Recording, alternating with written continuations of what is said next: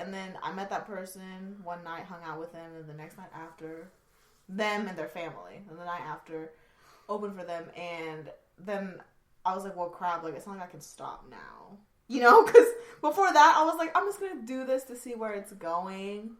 You know, see how far I can get. But then when that happened, I was like, okay, now I got to push myself farther. So, I mean, I don't know. It'd be cool to be, the thing is, I don't want to be one of those people that are so desperate to be seen.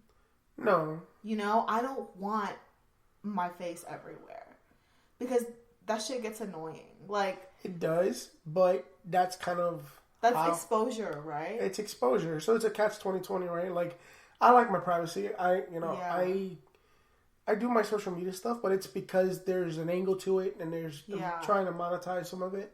But you never really see me post about my private life. Yeah. Like, you know my wife, and other than the occasional selfie of us two, I don't put no drama on there. Yeah. I'm not out there.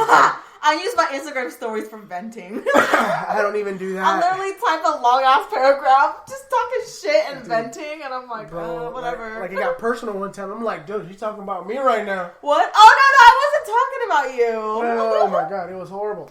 But I don't do none of that. Like I distinguish the business versus the personal, and it's, to me, what happens in my household is not what's going to be put on social media. Yeah. I already talk about my marriage in my act. Yeah. But I make sure she's okay with it before I do so. Yeah. Especially with some of the shit that I talk about. Yeah. So my goal, right, is for people to see me perform, hopefully under, like, somebody bigger than me, somebody way bigger than me, and for them to just be like, who's that girl? Hey. That's kind of like my goal. I kind of want to be like known. You want to be like, you don't want to be up here. We want to be right underneath. Yeah, I want to be known, but like mysterious enough. You know, like, I get that. But I don't want to come off stuck up. You know, it's okay. Somewhere in that area. Yeah, you do have walls up though. I'm not gonna lie. What do you mean? When I first met you, you're like, hi. What was that? That's you going hi, then hi. Oh my god! Yeah, like you. I could tell you don't gravitate to people easily. Like you need to like see them, feel them out. So ask people to ask about them, and then be like, "Hi." Oh no, I never ask people about anybody. That's I think that's such it's obviously an exaggeration. Yeah. No, but I think that's such like an unfair judgment, right? Is when you. Because how would you like that done to you, right? Someone judging you based off of what I'm Hispanic. This has been happening my whole life. Yeah, that's true. Shit happens to my family. Shit. Yeah, but I just sit back and observe. I'm like, okay. Yeah. You know? I'm like, you're a problem, right? Or you're talking about that person. That person's your problem. And you making it my problem. We don't need it to be our problem. No. And then it's associated with the other problem. And that problem got that problem over there pregnant. And now I gotta get the fuck out. Like, that's like, it's so, I don't. I'm one of these people. I sit back and I observe everything. I study people so much. They don't even, like. It's weird. It creeps me out. I think we're very similar in that way. Yeah. We have different ways of doing it, but I think we're very similar in that way because. Oh, yeah. I don't know if you've ever noticed, I hop around a lot. Yeah. The groups, but it's like I'm always like listening. I'm always like listening in. I'll chime in a little bit, see the reactions, and then I'll walk away, come back, and like I'm always like there's a saying in Puerto Rico here, like tengo ojo. Like I always got the eye on them because tengo ojo. Like I have an eye on them, you know. And it's just because you. I hate to say that, I just don't trust people. Yeah. I don't. And when I do trust somebody, it's like.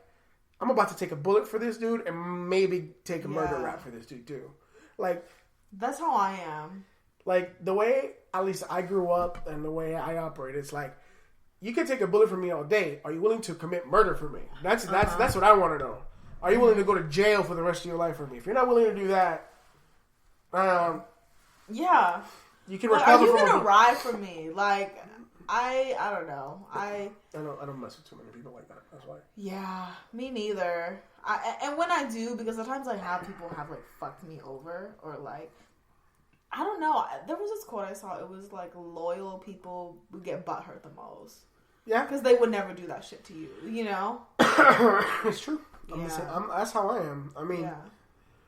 I'm one of those people that I'll get upset, but I don't know if it's because I'm getting older. Uh-huh. I try not to get upset at people that I shouldn't be upset with. Yeah. So, example, let it be an open micer that says he wants to put you on a show because he's producing his first or second show. Ends up picking somebody else. Why am I going to get upset at him? Yeah. For what? He's doing what's best for him. I have nothing to offer him other than 5-7 minutes of comedy. Yeah. I mean, that's so ugly. If he doesn't want to put me on, I can't force him to put me on. So I don't waste my emotions on him. Mm-hmm. Compared to let it be a family member or even my wife, where I know there's loyalty there, and she was doing something like that, I'd be like, yo, what the fuck? Mm-hmm. You know what I'm saying? Yeah, yeah. Like this is. But that's the thing in Hold on, let me text this tripod. But that's the thing in Does he know you call him tripod? Huh? Does he know you call him tripod? No.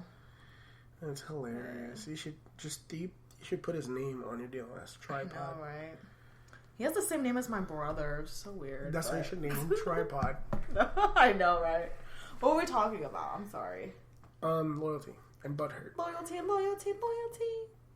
Butthurt. I'm sorry. What you're gonna be in the morning when you get up? You're gonna be butthurt. Oh, ew, yeah. No. Yeah, but again, the thing in comedy is, right? I don't think that just because, like, if you're producing a show or booking or something, you should put people on, you should look at who the crowd likes, right? And you put people on because of their talent, not because you're friends with them.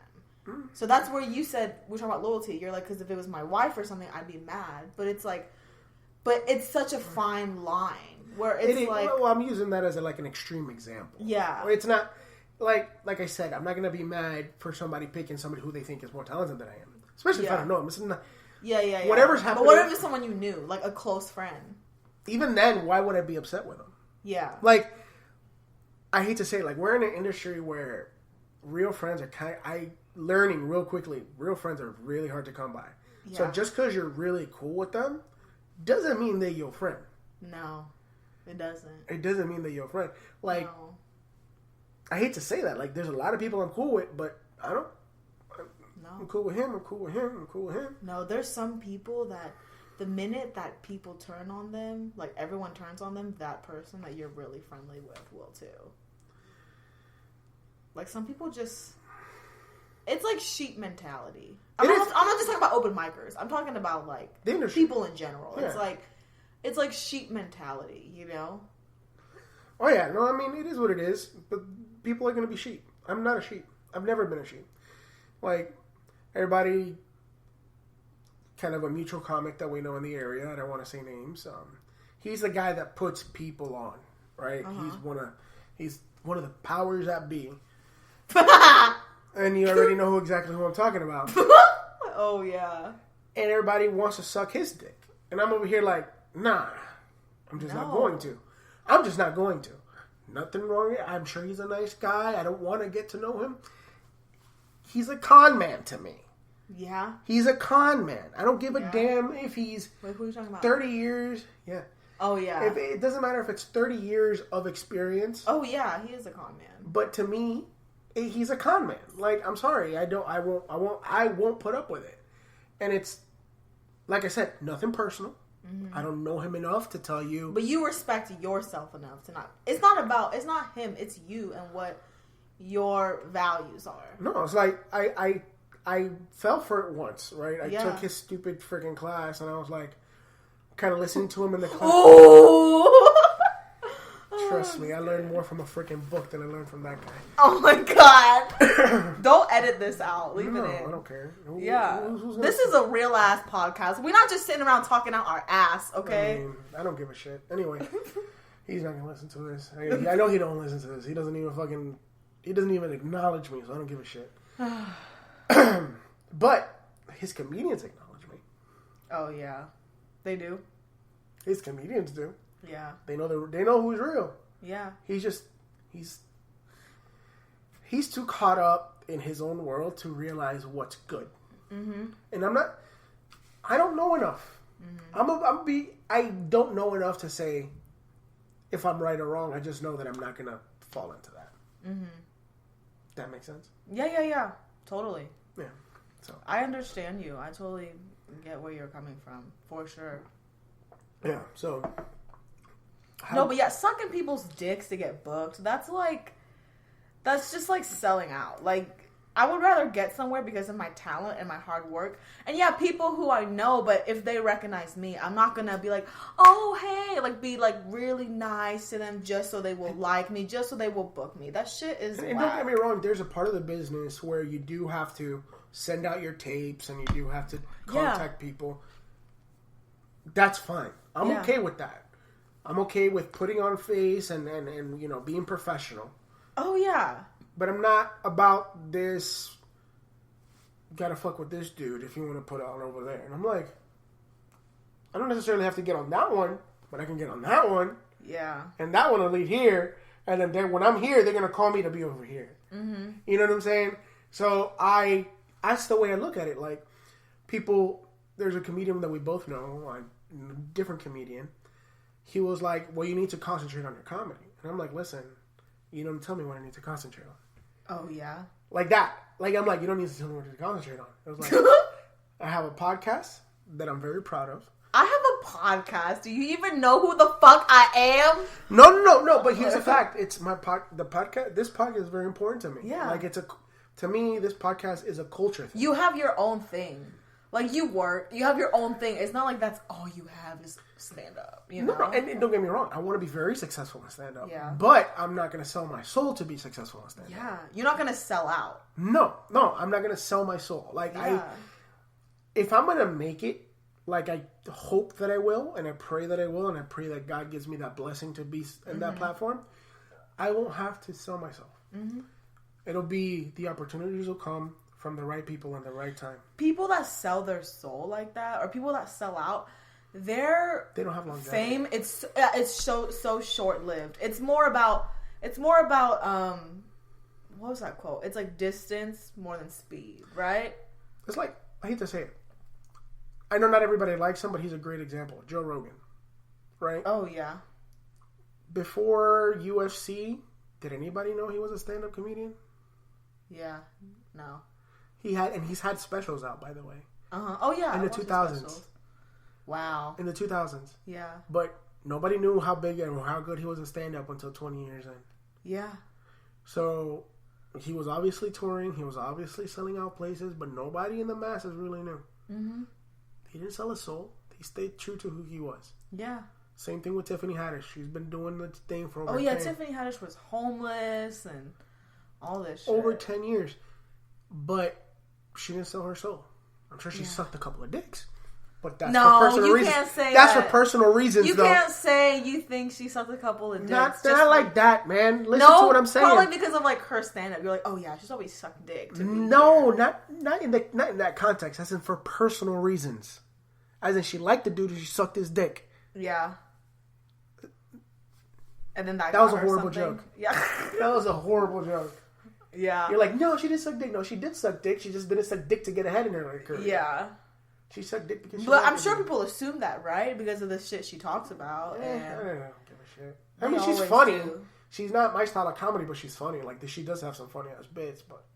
Yeah, I watched her interview with Jimmy Fallon. Not Jimmy Fallon. Ugh.